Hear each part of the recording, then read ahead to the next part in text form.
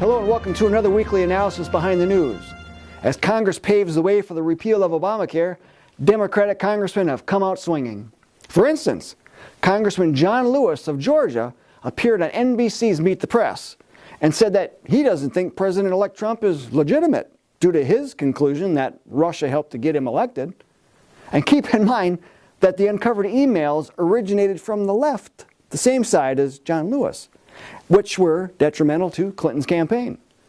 The emails helped approve many of the Republican talking points, especially from a globalist agenda.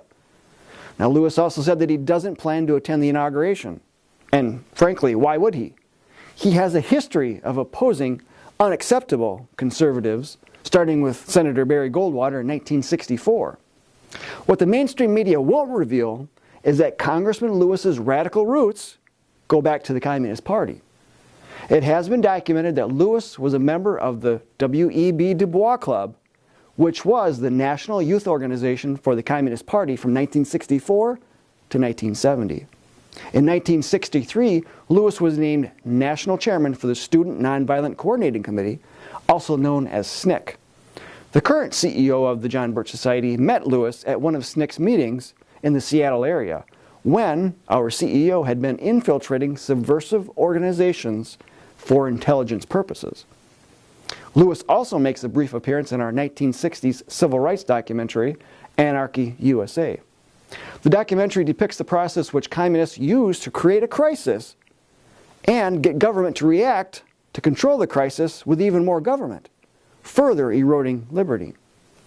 Lewis currently is one of 70 members in Congress of the Democratic Socialists of America, as revealed in 2009. Should we have to remind the American public that communism, socialism, Nazism, and fascism are all enemies of the American form of government, the constitutional republic? Shouldn't the media be exposing the fact that the Democratic Socialists of America are part of the Socialist International, which used to be named the Communist International? Yet, this is the same media that builds up these radicals into civil rights icons and then at the same time do all they can to convince you to vote for Hillary Clinton. Are you seeing that something isn't right here? This helps to demonstrate that there is a determined effort to change the American form of government. And recall that the aim of globalism, communism, and socialism is world government, and that the road to world government is paved through regionalism. And how is it that countries are regionalized? They merge together under economic or political unions, much like what trade agreements have begun doing to the US, Mexico, and Canada. But countries that are to be merged have to be similar in their government systems. For instance, more politically and socially progressive countries have characteristics in common. They have universal health care, they have a powerful central government, and they have a national police force to enforce their decrees.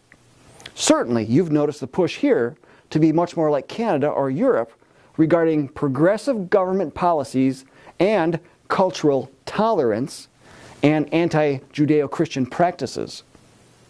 Thus, the large push for Obamacare. They would have you believe that health care is a right and something that government provides to its citizens, and not as a service to be utilized in the free market. Yet, the Republicans want to repeal and replace Obamacare. Now, why would you cut out a cancerous growth and replace it with another form of radical infection? That's what repeal and replace will end up being.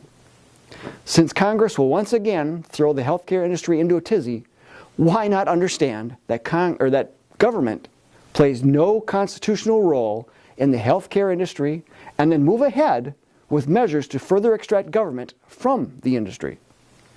No matter what the GOP plan ends up being, they are all thinking within an unconstitutional box and further legitimatizing government's unconstitutional role.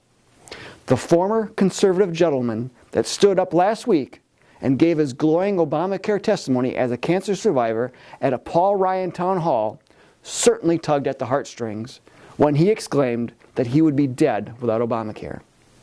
Are we to assume that the free market failed him and that Obamacare is a knight in shining armor?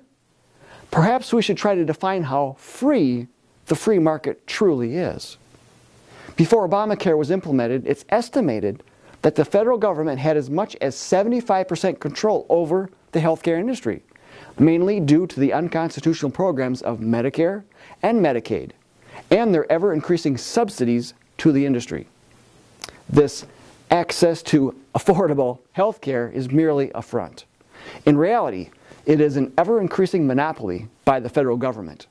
The feds call the shots and draw up the rules for the industry to work within. It combines public and private solutions that merely hamstring the free market by over-regulating it, stifling competition, increasing costs, and lowering the quality of service. If Congress and Trump want to be bold, then let's move ahead with returning healthcare back to the free market, instead of allowing healthcare to remain a stepping stone to regionalism. Now, when you see the discontented communists and their allies fill the streets in D.C. this week, remember that they have a much further reach into our government than many realize, as demonstrated by the radical roots of Congressman John Lewis. There is definitely an agenda to move America from its principled foundation. The John Birch Society has the plan and programs in place to stop this from progressing. There is no better time to get involved than now. Join or donate to the John Birch Society today. Visit jbs.org for more information. And be sure to like and share this video with family and friends. Sign up for our e-newsletters and subscribe to our social media channels. Until next week, we'll see you then.